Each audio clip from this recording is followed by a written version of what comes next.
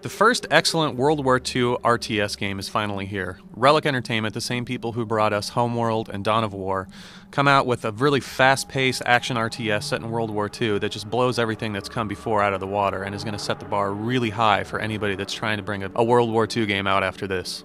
The basic principle behind the game will be familiar to anybody that's played Warhammer 40,000 Dawn of War. It's based around resource points and strategic points that you have to send units out to capture. These points then give you resources in order to buy new units and send more units out to battle the enemy and eventually take over the entire map. The interesting thing about the way Company of Heroes handles these resources is that there's actually 3 resources, and these points actually have different values associated with them. So strategically, you're going to want to go out and capture high resource points first. But in order to get these resources back to your base, you actually have to have territories that are connected all the way up to that resource point.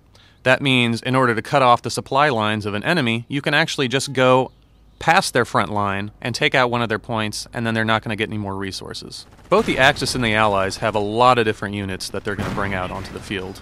They've got basic infantry, they've got engineers, they've got half-tracks and huge armor and special armor like the Calliope rocket tank or the Tiger tank that comes out that just has a lot more power than any other tank on the battlefield. All of these units can also be upgraded with special abilities and or special weapons. For instance, a half-track can be upgraded with a quad gun that just mows down infantry, while infantry might be able to be upgraded with a bar machine gun. Players will also be able to customize their armies more with the addition of the command tree. Both the Axis and the Allies have 3 different command trees to go down. You can assign different points to each of the different abilities inside these command trees that give special powers like artillery strikes or calling in off-map units like tanks and infantry.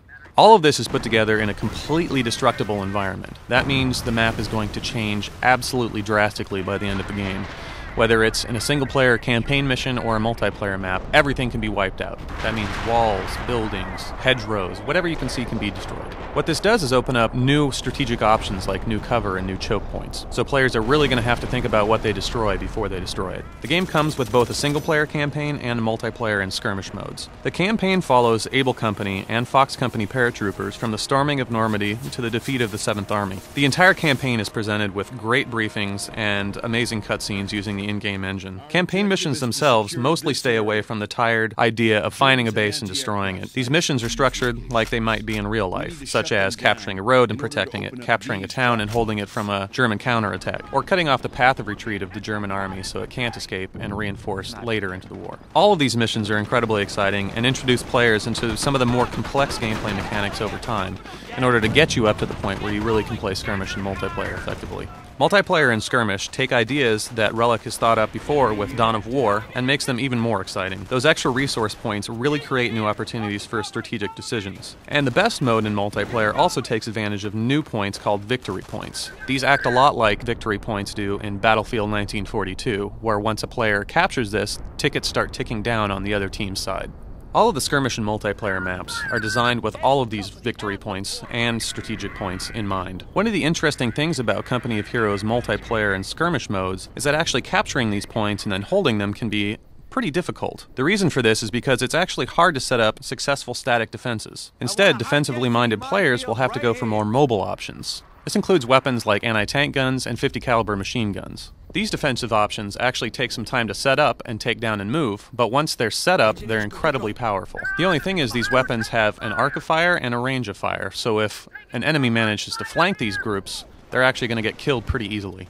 The focus on all of these strategic points, resource points, and victory points really pushes the action out into the field. People aren't going to be able to sit back in their base and just gather resources to gather a huge force and push out into the field eventually. This is really a fast-paced multiplayer game and can be absolutely frantic, and definitely involves some bit of micromanagement with all of the special weapons that need to be employed during the game. Players can choose to use either the Axis or the Allies on teams. There's no free-for-all here, so those looking for that kind of experience will need to look elsewhere. In skirmish mode, AI can be very good. It's very tough to battle against. It should definitely present a challenge even to veteran strategy gamers. Some of that comes with micromanagement, so successful players will really need to get good with hotkeys. My only real problem with the game comes from vehicle AI.